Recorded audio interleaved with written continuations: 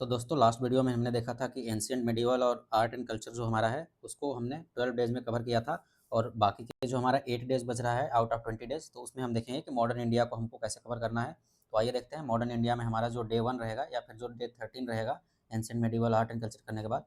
तो डे 13 में हमको क्या करना है दोस्तों, डे 13 में हमको सबसे पहले देखना है एडवेंट्स ऑफ यूरोपियन यूरोपियन जो पावर इंडिया में आई, जैसे पोर्तुगीज़ है, डच है, फ्रेंच है, ब्रिटिश है और डेन्स वगैरह भी आए थे इंडिया में, लेकिन उनका काफ़ी बहुत कम ही योगदान रहा है इंडिया के पॉलिटिक्स में, तो उनको थोड़ा-सा देख लेंगे, जो भी देखना है। तो इन चीज़ों को देख लेंगे, कर्नाटिक वार्स देख लेंगे, हमारा क्रोनोलॉजी थोड़ा-सा समझ लेंगे वहाँ पे, और इंडिया का जो सिनेरियो रहा है, इंडिया में मुगल में कौन से राजा रह रहे थे और साउथ इंडिया में कौन-कौन सा थोड़ा तो एम्पायर था छोटा-मोटा, उसको भी देख लेंगे साथ में। तो उसी टाइम पे उनका जो है वहाँ पे पढ़ लेंगे। बाकी डे 14 नेक्स्ट डे में हम क्या देखेंगे, ब्रिटिश एक्सपेंशन इंडिया में कैसे हुआ, कैसे बंगाल, बिहार और उड़ीसा को उन्होंने कब्जा किया है इंडिया में, और फिर कैसे हमारा बंगाल में प्रेसिडेंसी बसा, बॉम्बे में और मद्रास प्रेसिडेंसी, ये सब चीज़ों को जो उनका एक्सपेंशन हुआ ब्रिटिशर्स का, वो चीज़ों को पढ़ेंगे यहाँ पे। तो सब्सिडरी अलायंस उन्होंने फिर लाना शुरू किया इंडिया में, फिर डॉक्ट्रिन ऑफ लैप्स लाया, फिर मैसूर वार, एंग्लो मराठा वार्स जो शुरू हुए मराठाओं के साथ मैसूर किंगडम में, जो हमारे टीपू सुल्तान वगैरह थे उनके साथ हुआ, वो चीज़ों को इनमें देखेंगे डे 14 में। फिर आइए डे 15 में देखते हैं हम, ये हमारा तीसरा दिन है मॉडर्न इंडिया का। मॉडर्न इंडिया का थर्ड डे में हमको इकोनॉमिक इम्पैक्ट एंड एडमिनिस्ट्रेशन जो था ब्रिटिशर्स का, वो उसको देखना है, जिसमें हम उनका लैंड रेवेन्यू सिस्टम आप लोग पढ़े होंगे, रैयतवाड़ी, महालवाड़ी और ये जो परमानेंट सेटलमेंट वगैरह है, तो इस चीज़ों को कवर करेंगे। फिर ड्रेन ऑफ वेल्थ जो लाया उन्होंने, ये थ्योरी दिया था हमारे दादा भाई नौरोजी ने, उनको देख लेंगे थोड़ा-सा। और फिर इसके बाद एजुकेशन पॉलिसी जो उन्होंने लाए इंडिया में, कि इंग्लिश एजुकेशन देना है कि कौन-सा देना है, ओरिएंटलिस्ट एजुकेशन इंडिया में, उस चीज़ को थोड़ा पढ़ लेंगे। और फिर इसके बाद नेक्स्ट डे चलते हैं, जो डे 16 है हमारा, फोर्थ डे मॉडर्न इंडिया का जो है, उसमें हम 1857 का रिवॉल्ट देखते हैं। 1857 के रिवॉल्ट के कॉज़, इम्पैक्ट और लीडर्स कौन-कौन थे, सेंटर कहाँ पे था रिवॉल्ट का, मेन सेंटर, कॉन्सिक्वेंसेस क्या-क्या हुए इस चीज़ों का, वो चीज़ों को देखेंगे। और उस चीज़ों के बाद डेवलपमेंट जो इंडिया में हुआ उस चीज़ों को भी पढ़ेंगे। फिर हमारा फिफ्थ डे जो है मॉडर्न इंडिया का, उसमें हम देखेंगे कि जो सोशियो रिलीजियस रिफॉर्म मूवमेंट्स जो हुए, जिसमें आर्य समाज, ब्रह्मो समाज, जो राजा राम मोहन राय वगैरह ने जो किया, फिर अलीगढ़ मूवमेंट, ये थोड़ा मुस्लिम का जो इंडिया में हुआ था, ये देवबंद वगैरह, अलीगढ़ मूवमेंट, इसको बारे में थोड़ा पढ़ेंगे। फिर वुमेन रिफॉर्म्स क्या क्या हुए इंडिया में वुमेन के रिलेटेड, उस चीज़ों को पढ़ेंगे। और भी इसमें थोड़ा बहुत है तो उसको भी पढ़ लेंगे।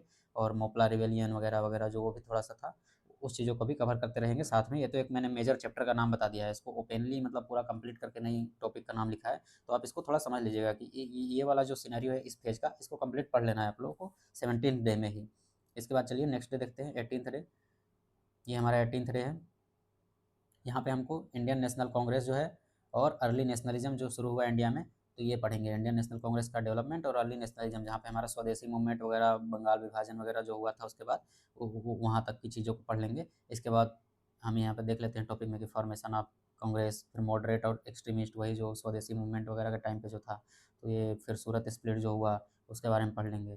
तो यहाँ तक हम इसको कवर कर लेंगे डे 18 में। फिर इसके बाद हमारा डे 19 में गांधी निरा आ जाता है, जहाँ पे 1915 के बाद ये गांधी आ जाते हैं इंडिया में, तो वहाँ पे शुरू हो जाता है। फिर इसके बाद Champaran movement, Kheda movement, Ahmedabad mill strike वगैरह, नॉन कोऑपरेशन मूवमेंट, फिर टाइमलाइन क्लैरिटी यहाँ पे होना चाहिए आपको कि कौन सा कब हो रहा है, और क्रोनोलॉजी एक मेंटेन करके रखिएगा। यहीं पे ये सब चीज़ें, खिलाफत मूवमेंट कब हुआ, क्यों हुआ, चौरी चौरा कांड, ये सब चीज़ें यहाँ पे आ जाती है, और ये ज़्यादा इंपॉर्टेंट होता है, ये फोकस चैप्टर होता है गांधीयन इरा, तो गांधीयन इरा को ही इसका नाम दिया जाता है। तो गांधीयन इरा में थोड़ा सा हर चीज़ों को क्रोनोलॉजी वाइज समझेंगे, और यहाँ पे जो ईयर है उसको ईयर वाइज भी थोड़ा देख लेंगे, क्योंकि अब ये 1920 सेंचुरी आ चुका है, और यहाँ पे इस चीज़ को क्लैरिटी होना बहुत इंपॉर्टेंट है। आइए डे 20 जो हमारा लास्ट डे है मॉडर्न इंडिया के लिए, इसको देखते हैं। यहाँ पे गांधी एरा 2 इसका नाम दिया गया है। इसको आप लोग पढ़ लेंगे अच्छे से, कि जो सिविल डिसोबीडियंस मूवमेंट रहा है इंडिया में, फिर इसके बाद क्विट इंडिया मूवमेंट, ये बड़े बड़े टॉपिक मैंने कवर करा दिए। इसके बीच में बहुत सारी चीज़ें हैं पढ़ने के लिए, तो इसको कवर कर लीजिएगा। और कॉन्स्टिट्यूएंट असेंबली जो इंडिया में बना, वो पढ़ लेंगे आप थोड़ा बहुत, और पॉलिटी में भी इसको कवर करना ही है कॉन्स्टिट्यूएंट असेंबली को, यहाँ से भी कवर कर लेंगे, तो दोनों जगह से कनेक्ट हो जाएगा। फिर एक्ट्स एंड रेजोल्यूशन जो हुआ कॉन्स्टिट्यूएंट असेंबली में, उस चीज़ों को पढ़ लेंगे। और जो गवर्नमेंट ऑफ इंडिया एक्ट 1919, 1909 और 1935 वगैरह हुआ, उस चीज़ों को थोड़ा बहुत पढ़ लेंगे, और उसका क्या इफेक्ट हुआ उसको भी पढ़ लेंगे। तो यहाँ पे हमारा मॉडर्न इंडिया का कवर हो जाता है दोस्तों। और फिर आगे देख लेते हैं कि हमको क्या क्या इसमें ध्यान रखना है।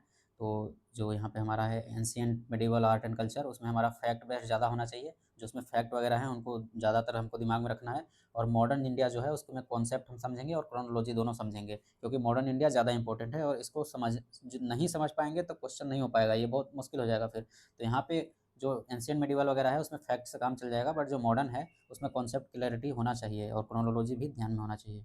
और मॉडर्न इंडिया को हम 2 बार रिवाइज़ कर लेंगे और एंशिएंट मेडिवल को भी 1 बार रिवाइज़ करना पड़ेगा। बाकी हम मैप्स वगैरह, टाइमलाइन्स और फ्लो चार्ट इसको थोड़ा-सा बना लीजिएगा शॉर्ट नोट बनाने टाइप का, और फिर हमारा काम हो जाएगा। डेली आप लोगों को 2 से 3 घंटे पढ़ने हैं, 4 घंटे अगर हो जाए तो कोई दिक्कत नहीं है। बाकी आप लोगों को मैंने पहली वाली वीडियो जो 90 डेज़ में प्रीलिम्स कवर कैसे करना है, वहाँ पे हम समझा दिए हैं कि कैसे नोट्स वगैरह बनाना है, सीसेट को कैसे कवर करना है। ये सब चीज़ों को ध्यान में रखेंगे दोस्तों, और तैयारी अपना अच्छे से करिए और रिवाइज़ करते रहिए सब्जेक्ट्स को। बाकी नेक्स्ट जो सब्जेक्ट है उसके बारे में मैं अगले वीडियो में बताऊँगा कि उसको 20 डेज़ में कैसे कवर करना है। बाकी अगर मैं यहाँ पे एंशिएंट जो मेडिवल और मॉडर्न इंडिया है, तो हिस्ट्री के मैं क्रोनोलॉजी आप लोगों को समझ में नहीं आता है कि कौन सा राजा किसके टाइम पे रहा, क्या क्रोनोलॉजी, किसका फाइट किसके साथ हो रहा है, कहाँ पे कौन सा राजा है इस सेंचुरी में, तो उसको मैं बिल्कुल अच्छे तरीके से कहानी के तौर पे समझा दूँगा।